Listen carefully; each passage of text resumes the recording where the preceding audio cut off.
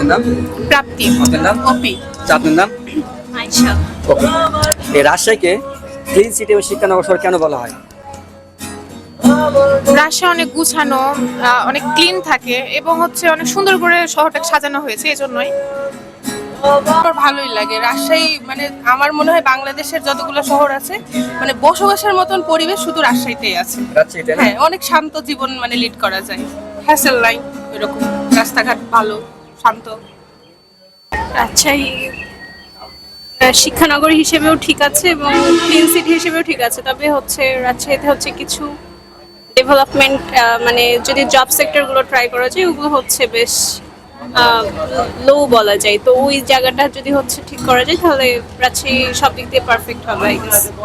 আচ্ছা আপু, বাংলাদেশের মধ্যে রাজশাহী ক্লিন সিটি ও শিক্ষানগর শহর কেন হলো, বা আপনি এই বিষয়ে কি জানেন?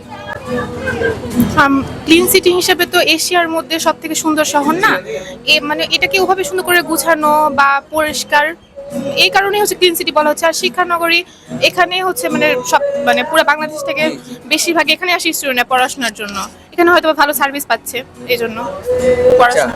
রাজশাহীতে ঘোরার মতো জায়গা প্লেস কোথায়, বা দর্শকরা কোথায় আলে সেখানে যেতে পারবে? পদ্মার পাড় আছে, টিবাদ, তারপরে হচ্ছে আইবাদ আছে, মুক্ত